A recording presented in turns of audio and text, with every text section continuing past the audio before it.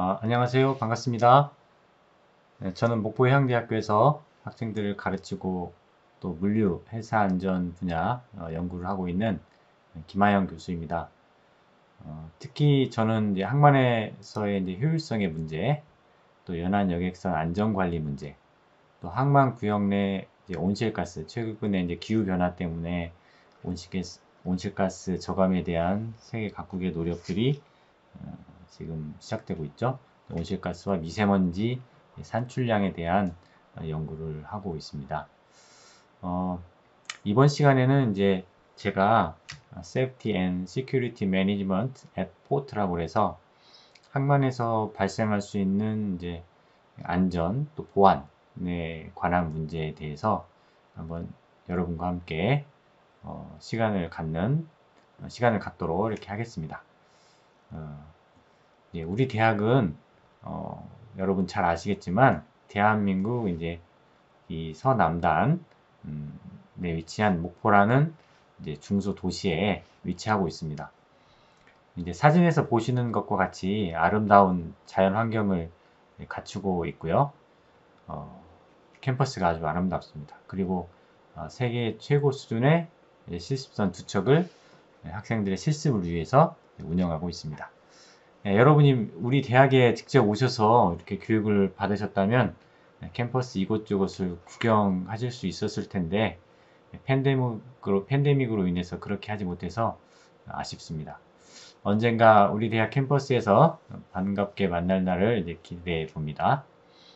오늘 여러분이 저와 함께 할 교육 내용은 이제 항만에서의 안전과 보안 관리에 대한 내용입니다.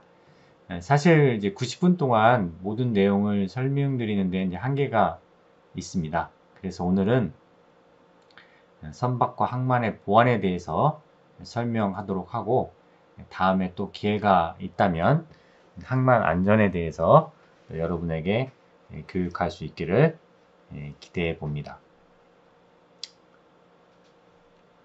여러분도 그 페이스북이나 인스타그램 또 트위터와 같은 그 SNS, 소셜 네트워크 서비스를 하고 계시죠? 손안의 컴퓨터라고 하죠. 스마트폰 사용이 이제 일반화되면서 우리들은 이제 뉴스나 최신 정보를 SNS를 통해서 바로바로 알 수 있고 또 전달할 수 있는 시대에 살고 있습니다. 굳이 TV나 라디오를 보지 않고서도 말이죠. 이렇다 보니까 선박이나 또 항만에서 발생하는 사고들도 많은 사람들에게 알려지게 됩니다. 안타까운 일이긴 하지만 최근에 이제 우리나라 평택항이라는 곳에서 이 항만 근로자로 일하던 분이 오픈형 컨테이너에 이제 깔려서 사망하는 사고가 있었습니다. 예전에는 이런 일들이 잘 알려지지 않았기 때문에 사회 문제가 되지 않았지만 요즘에는 사회적 문제로 부각되고 있죠. 이와 같이 이제 항만에서 발생하는 안전사고, 보안 사고는 사회적 문제뿐 아니라 항만의 이제 고유 기능인 하역, 보관, 수송 등의 업무에 장애를 가져오고 효율성을 떨어뜨리는 문제가 되고 있습니다. 따라서 항만 관리의 관점에서 안전과 보안을 잘 관리하는 일은 중요한 문제로 부각되고 있는 실정입니다. 따라서 이번 시간에는 항만 보안의 문제를 다루고 있는 국제협약인 ISPS 코드를 함께 살펴보는 시간을 갖도록 하겠습니다. 목차는 ISPS 코드의 개요, 또 이 ISPS가 이제 솔라스에 담겨 있습니다. 제 5장과 11장-1, 11장-2의 주요 내용이 이제 개정이 되면서 담겼는데요. 솔라스 협약에 개정된 주요 내용과 ISPS 코드의 구성과 주요 내용, 또 사이버 보안의 중요성에 대해서 함께 살펴보겠습니다. 사실 협약을 다루는 일은 다소 흥미가 떨어지고 지루한 면이 있는 게 사실입니다. 학생들을 가르칠 때도 겪는 일이긴 합니다만, 그러나 항만 보안의 기본이 되는 협약인 ISPS 코드는 중요하기 때문에 함께 천천히 살펴보기로 하겠습니다. 여러분이 알고 있는 이제 솔라스나 마폴 이런 여러 가지 협약들이 있죠. 거의 모든 협약의 탄생은 주로 사고로부터 비롯된다고 할 수 있습니다.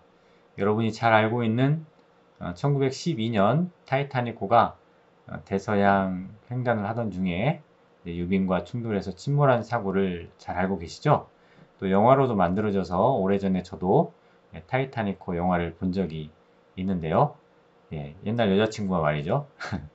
이 사고로 국제협약인 이제 솔라스가 탄생하게 되죠. 그리고 1960년, 70년대 에너지 수요가 급증하면서 의조선, 특히 탱커선의 운항이 급증하고 그로 인해 사고가 발생해서 많은 기름이 해상으로 유출되면서 이를 규제하기 위한 마폴이 이제 생기게 되죠. 이뿐 아니라 많은 협약들이 사고와 또 해상 안전, 해양 보호 문제가 대두되면서 탄생하게 되었습니다. ISPS 코드도 다르지 않습니다. 그간 이제 우리가 알고 모르고 있었던 보안 사고들로 인해서 탄생한 것이라고 할 수 있죠. 하나씩 살펴보면요. 먼저 선박 테러에 의한 사고입니다. 아칠리 라우로호 피랍 사건으로 1985년 10월 팔레스타인 해방전선 소속 테러리스트들이 지중해에서 여객선을 납치한 사건입니다. 180명의 승객과 331명의 승무원을 인질로 잡고 50명의 팔레스타인 테러리스트들의 석방을 요구한 사건입니다.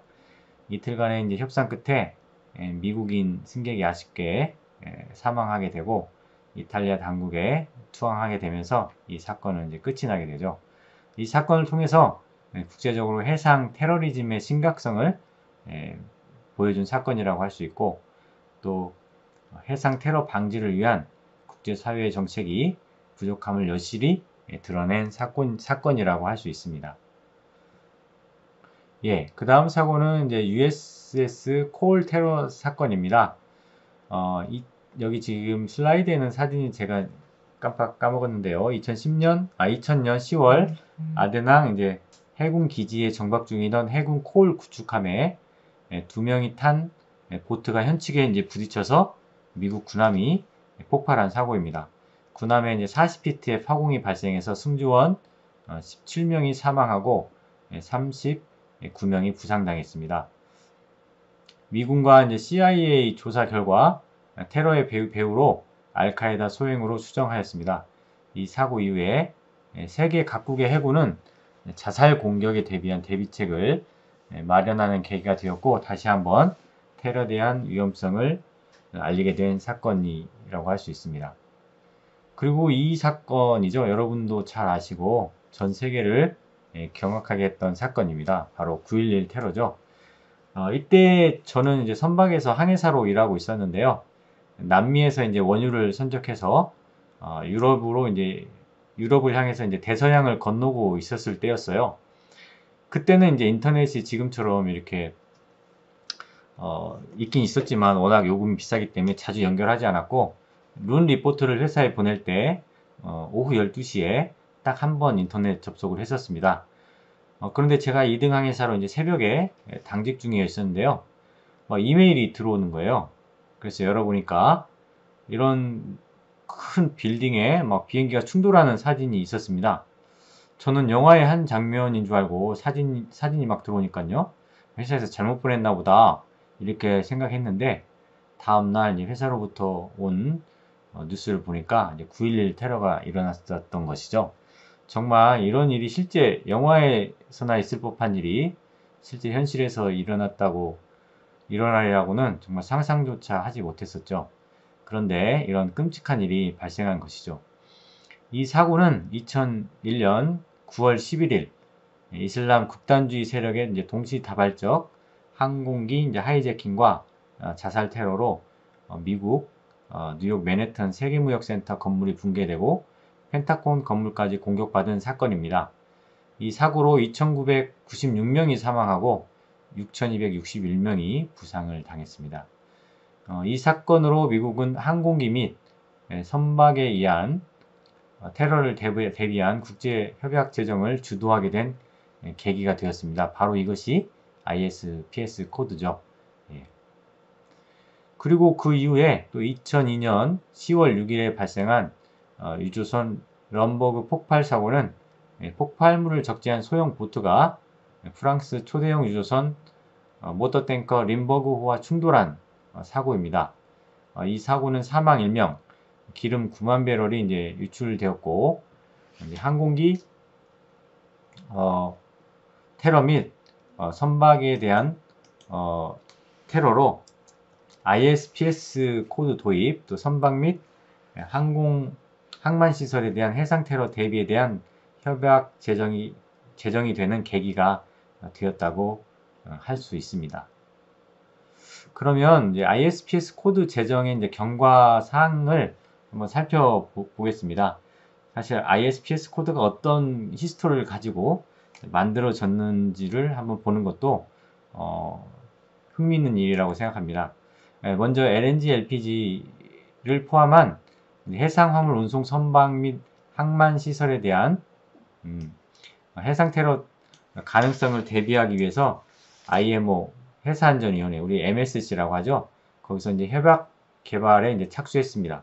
해상 보안과 관련된 협약 착수 작업 1년 만에 이 협약이 제정이 됐습니다. 또 솔라스 협약 개정 및 묵시적 수락 절차를 통해서 IMO 국제 협약 중에 가장 빨리 이행된 협약이라고 할 수 있습니다. 역시 초강대국인 미국의 위력을 알 수 있는 부분입니다.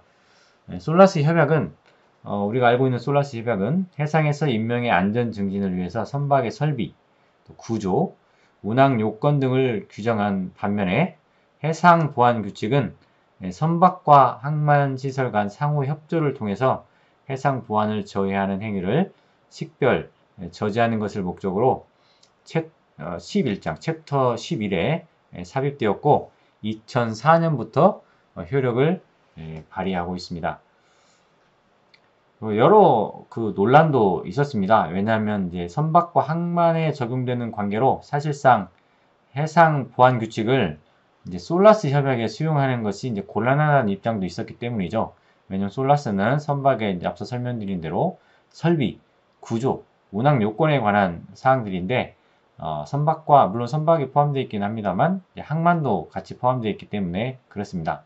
그러나 해상 테러 방지를 위한 미국의 강력한 규제 제정 및 신속한 발효 요청에 따라서 이를 수용하기에 가장 적절한 솔라스 협약의 해상 보안 규칙, 즉 ISPS 코드 부분이 이제 반영되었다고 할 수 있습니다. 구체적으로 이제 ISPS 코드의 경과 사항을 자세히 살펴보겠습니다. 2001년 11월 제22차 총회에서 참석 회원국이 해상 테러 방지를 위한 IMO 규정 작업 추진에 동의한 후에 2002년 12월 솔라스 협약 1974 cheak 당사국 회의 개최 결정이 되었습니다. 그리고 2002년 5월 75차 해사안전위원회에서 제1차 해사안전위원회 중간 작업반 회의가 작성한 초안을 중심으로 검토되었죠. 동회의에서 이제 강제 규정인 솔라스 5장 또 11장-1 해상 안전과 특별 조치에 대한 내용을 담고 있고요. 11장-2 해상 보안 특별 조치 및 ISPS 코드의 파트 A 선박 및 항만 시설 보안에 관한 국제 규칙 중 강제사항 관련 규정을 마련하게 됐습니다. 그 이후에 2002년 9월 제2차 해상보안 작업반 회의에서는 ISPS 코드 파트 B 안의 준비와 솔라스 협약 11장 및 ISPS 코드 A 중 논의가 유보된 사항을 이제 검토하고 동회의에서 대부분 솔라스 11장 및 IS 코드의 초안을 완성하게 되었습니다. 그러니까 2001년 11월에 회의를 시작해서 2002년 9월, 1년도 채 안 되는 시간에 ISPS의 초안이 이제 완성된 것이죠. 그리고 이제 2002년 12월 2일부터 6일까지 열린 제76차 해사안전위원회에서 해상보안에 관한 외교회의에서 결정할 이행 시기 등에 관한 일부 사항만 남겨두고 대부분 해상보안 관련 규정을 검토를 완료했습니다.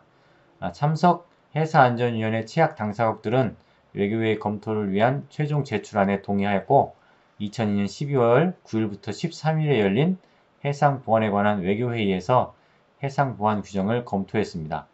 그리고 2002년 12월 12일 162개국 회원국 대표 500명이 참석한 가운데 개최된 본회의에서 솔라스 5장, 또 11장-1, 11장-2, ISPS 코드 및 관련 결의서 11개를 채택하게 되었습니다. ISPS 코드는 솔라스의 일부분으로 2017년 현재 163개국이 협약을 비준하고 발효돼서 효력을 발생시키고 있습니다. ISPS 코드와 관련된 컨벤션은 아래 링크를 참고하시면 보다 자세하게 알 수 있습니다. 솔라스에서 이제 ISPS 코드 도입과 관련된 규정의 구성은 1974 이제 솔라스 협약 개정안 5장, 11-1장, 11-2장이 제정이 되었고 수정되면서 해상 보안 제도 시행을 위한 각종 규정을 담고 있습니다. ISPS 코드에서는 파트 A와 B로 구성되어 있고 파트 A는 강제 규정을 담고 있으며 파트 B에는 임의 규정을 담고 있습니다. 협약 및 규정 관련된 11개의 결의서를 채택했습니다. 이 결의서에는 향후 국제해사기구의 보안 업무 계획 등이 포함되어 있습니다. 솔라스에 개정된 챕터와 ISPS 코드의 내용을 자세히 한번 살펴보겠습니다. 챕터 5장에서는 항해 안전을 위한 19개의 이제 규칙 중에서 AIS 탑재 시기와 관련된 조항이 개정되었습니다. 선박 자동 식별 시스템, 우리가 AIS라고 하죠. 조기 탑재를 추진하였고 그 결과로 총 톤수 300톤 이상 5만 톤 미만의 선박, 유조선과 여객선은 제외합니다. 그리고 2004년 7월 1일 이후 처음으로 도래하는 안전설비 검사일 또는 2004년 12월 31일 중 빠른 일자까지 AIS를 탑재하도록 결정했습니다. 챕터 11장에서는 해상안전 특별루치가 개정됐습니다. 선박 식별번호, Ship Identification Number라고 하죠. 이 관련 개정이 이루어졌습니다. 총톤수 100톤 이상의 모든 여객선과 총톤수 300톤 이상의 모든 화물선을 대상으로 했고 2004년 7월 1일 전에 건조된 선박은 2004년 7월 1일 이후에 도래하는 첫 번째 계획된 선박 입거 기간까지 해당 위치는 이제 선미 또는 선체 각현과 기관실 횡격벽 또는 해치웨이 등 한 곳에 인지가 가능한 위치에 선박 식별번호, IMO 번호로 하죠. 식별번호를 영구적으로 표시하도록 했습니다. 또 이와 더불어서 선박 이력 기록부, Continuous Synopsis Record라고 CSR이라고 합니다. 신규 도입을 규정했습니다. 선박이 이제 해적의 대상이나 테러 행위에 이용되지 않도록 하기 위해서 선박의 이력을 추적할 수 있는 선박의 기국명, 또 등록일, 선박 식별번호, 선명, 선적항, 등록 선주 성명 및 주소, 회사명, 또 입급된 선급의 명칭 등 13가지 사항을 기록하도록 했습니다. 2004년 7월 1일 이전에 건조된 선박은 2004년 7월 1일부터 동기록부를 유지하도록 하였습니다.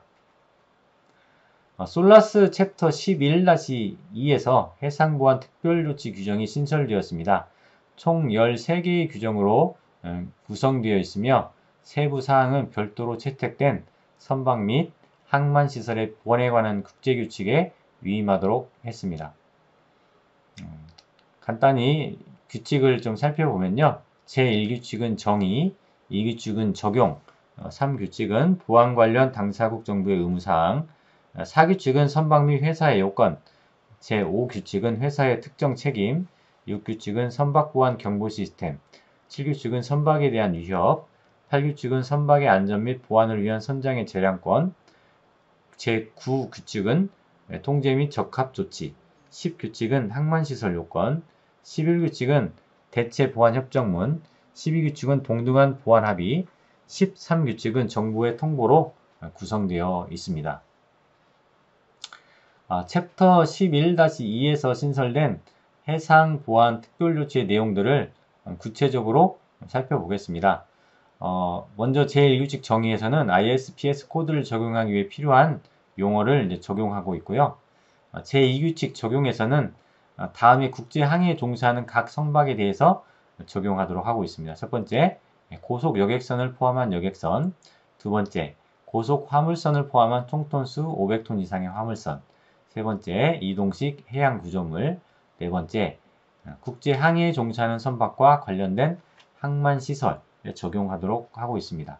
여기서 특이한 것은 솔라스는 대부분 선박과 관련된 규정들을 담고 있는데요. 여기서는 항만, 국제항해 선박이 이제 관련 접안을 위해서 이용되는 항만 시설도 적용 대상에 포함됐다는 것이 특이한 점이라 할 수 있습니다. 하지만 이제 관공선, 군함, 비상업용 목적의 정부 소유 선박은 적용에서 제외됩니다. 그리고 보안에 관한 치약 당사군의 의무 제3규칙입니다. 자국적 선박, 또 자국 영토 내 항만 시설, 자국에 입항하는 선박에 대해 보안 관련 치약 당사국 의무를 규정하고 있습니다. 그리고 이제 제4규칙 회사 및 선박의 의무사항에서 보안을 위해서 선사와 선박이 준수해야 할 사항을 규정하고 있고, 선박은 ISPS 코드 준수 여부를 심사받고 증서를 소지하도록 요구할 수 있게 했습니다. 그리고 제5규칙은 선사의 특정 책임, 제약국 정부의 점검 시 선박 소유권의 투명성과 관련한 정보, 선원의 배승 책임자 및 선박의 운항 결정자를 비치해서 선박이 테러 수단으로 이용되는 것을 방지하도록 했습니다. 6규칙에서는 선박 보안 경보 시스템, 선박의 해상 보안이 위협당할 경우에 가까운 연합국의 도움을 요청하기 위해서 선박 보안 경보 시스템을 도입하도록 했습니다. 선종별 설치 시기는 2004년 7월 이후 건조된 모든 선박에 해당하고요. 2004년 7월 1일 전에 건조된 고속 여객선을 포함한 여객선은 2004년 7월 1일 이후에 도래하는 첫 번째 우선 설비 검사 이전까지 설치해야 되고, 2004년 7월 1일 전에 건조된 총톤수 500톤 이상의 유조선, 케미컬 탱커, 가스 운반선, 살물선, 화물 고속선은 2004년 7월 1일 이후 도래한 첫 번째 우선 설비 검사 이전까지 해야 합니다. 또 2004년 7월 1일 전에 건조된 총톤수 500톤 이상의 기타 화물선, 이동식 해양 구조물은 2006년 7월 1일 이후 도래한 첫 번째 우선 설비 검사 이전까지 도입하도록 규정하고 있습니다. 그리고 작동 시스템 요건, 작동 위치에 대한 설계 요건 등을 명확하게 규정하였습니다. 7규칙에서는 선박에 대한 위협, 영해에서 이제 운항하는 선박에 대한 보안 수준 설정, 보안 수준에 관한 정보, 관련 보안 당국의 연락처 제공 등에 대한 치약 당사국의 의무를 부과하였습니다. 8규칙에서는 선박의 안전 및 보안에 관한 선장의 재량권을 규정하고 있는데요. 해상 보안 및 안전을 확보하기 위해서 선장의 전문적 판단을 보호하도록 하고, 선박 운항 중 안전과 보안이 상충될 경우에 선장은 선박의 안전을 유지하기 위하여 필요한 조치를 취하도록 했습니다. 9규칙에서는 통제 및 이행을 위한 조치로 항만에서 선박의 통제에 있어서는 타 치약 당사국 항만에서의 항만국 통제관에 의한 점검을 받도록 했습니다. 규정을 위반했다는 명확한 근거가 없는 한 항만국 통제는 선상에 비치된 국제선박 보안증서 또는 임시증서의 유효성을 확인하는 점검으로 한정하였습니다. 규제의 이제 종류로는 선박의 점검, 또 선체 지체 및 선박의 억류, 항만 내에서 이동을 포함한 운항의 제한, 또 항만으로부터의 선박 추방 등이 이에 해당합니다. 그 규칙에 대한 설명을 조금 더 하겠습니다. 타 제약 당사국 항만에 입항하려는 선박은 입항 선박에 대해 항만국 통제관에게 선박 보안 관련 정보 제공을 요청받을 수 있습니다. 선장은 정보 제공을 거부할 수 있는 대신에 입항이 거부될 수 있음을 전제로 합니다. 입항 선박은 지난 항만시설 방문 관련 최소 10회 이상의 기록을 유지해야 되고요. 항만국 통제관은 선박이 관련 규정을 위반할 경우에 시정, 이동, 거부 조치가 가능합니다. 추가 규정으로 치약 당사국이 위반 선박에 대한 규제 후에 주관청 등에 대한 신속한 정보를 제공해야 합니다. 빈번한 입항 거부 및 강제 출항 등을 방지하기 위한 사항을 규정하고 있고, 규제 시행 시에 선박의 증서를 발행한 보안인증 조직과 국제해사기구에도 통보하도록 하고 있습니다. 치약 당사국이 항만에서 규제하거나 또는 입항 선박의 위반 사항에 대해 조치할 경우에 필요한 원칙을 제시할 수 있습니다. 10규칙에서는 항만시설에 대한 요건으로 항만 보안을 위해 항만시설이 준수해야 할 요건을 규정하고 있고, 항만보안 평가를 수행, 검토, 승인하고 항만 보안 계획서를 개발, 검토, 승인, 이행을 하도록 하고 있습니다. 11규칙 대체보안협정에서는 고정된 단거리 국제항해에 한해서 해상보안 규정을 대체할 수 있는 양자, 다자협정 체결이 가능하도록 하고 있고 협정을 주기적으로 검토해야 합니다. 동등한 보안규정 제12규칙인데요. 동등한 보안규정에서는 주관청이 자국적 선박과 자국의 항만시설에 대해 동일한 효과가 있는 다른 보안조치 이행이 가능하도록 하고 있습니다. 13규칙인 정보의 전달에서는 취약 당사국이 IMO에 통보해야 하는 내용을 언급하고 있고요. 보안당국 책임자, 보안인증기관, 항만시설 보안계획서, 목록, 또 대체 보안협정 등이 이에 해당합니다. ISPS 목적과 목표를 설명하도록 하겠습니다. ISPS 코드의 목적은 보안의 위험성, 즉 위협과 취약 상황을 평가하고 보안 적용 범위를 결정하고 선박과 항만 시설 보안 수준을 결정합니다. 또 보안 대응 절차 수립을 목적으로 하고 있습니다. 특히 미국 연방법 제33조에서는 테러 조직에 의한 사람이나 영토, 또 선박, 항만 시설 및 해상운송 기반 시설에 대한 공격을 사전 탐색, 차단, 방지, 대응을 목적으로 하고 있다고 정의 내리고 있습니다. 또 ISPS 코드의 목표는 당사국 정부, 또 정부기관과 지방관청, 또 해운항만 산업 간의 상호 협조를 포함한 국제적인 체계를 구축하고 보안 위협 탐지 및 선박 및 항만 시설에 영향을 주는 보안 사건에 대한 예방 조치, 보안 관련 정보의 조기 및 효율적인 수집, 교환, 보안 등급의 변경에 대응할 수 있는 계획서 및 절차의 비치를 위한 보안 평가 방안 제공, 적합한 해상 보안 조치 방법이 확보되어 있다는 신뢰성 보장이라고 할 수 있습니다. 여러 가지가 많이 쓰여 있어서 복잡하죠. 하여튼 항만과 또 선박과 보안 이와 관련된 여러 가지 이제 정보의 제공, 또 정보의 수집 이런 것들이 총체적으로 다 포함되어 있다고 보시면 되겠습니다. 당사국 정부의 역할 및 책임 규정으로는 정부기구, 또 지방정부, 해운과 항만산업의 해상 보안 보장 등의 내용을 담고 있습니다. 그러면 지금부터 ISPS의 이제 주요 내용을 한번 살펴보겠습니다. 파트 A입니다. 파트 A에 대한 이제 내용이 여러분 인터넷 구글이나 이런 검색 엔진을 이용하시면 쉽게 찾아보실 수 있습니다. 제1조에서는 일반 사항입니다. 개요에 대해서 설명하고 있는데요. 파트 A는 솔라스 협약 11-2장의 강제 규정을 이제 다루고 있습니다. 목적은 ISPS 코드의 목적을 이제 나열하고 있고 기능적 요건으로 ISPS 코드의 목적을 달성하기 위한 기능적 요건을 구체화하고 있습니다. 2조에서는 이제 정의를 다루고 있는데요. 솔라스 협약에서 규정하지 않은 보안 계획서, 또 보안 책임자 및 보안 등급에 대해서 이제 정의하고 있습니다. 3조에서는 이제 적용이에요. 이걸 이제 어떻게 적용할 것인지, 또 어느 만큼 어디에 적용할 것인지 이제 적용 범위라고 할 수 있죠. 반복해서 규정하고 있고 당사국 정부는 때때로 국제 항해에 종사하고 있는 입주랑 선박의 서비스를 제공하는 항만에 대해서도 ISPS 코드 A편 적용 범위를 결정하도록 하고 있습니다.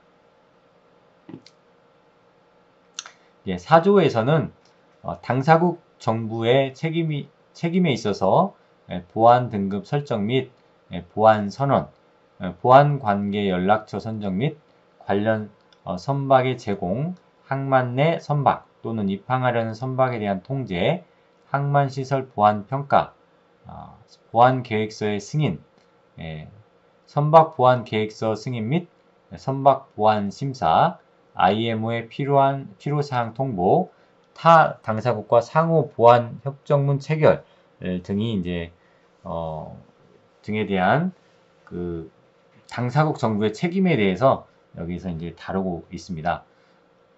여러분 앞서 제가 ISPS 코드를 설명할 때 솔라스의 이제 다른 그 규정들하고 다르게 선박과 항만을 동시에 다루고 있다고 했지요. 그래서 당사국 정부의 이제 책임을 포함하는 범위는 그 선박뿐만 아니고 국제항해 선박이 이제 기항하는 그 항만에 대해서도 책임 있는 보안 등급 설정, 또 보안의 선언, 보안 관계 연락처 선정이랄지 이러한 것들을 규정하도록 하고 있습니다.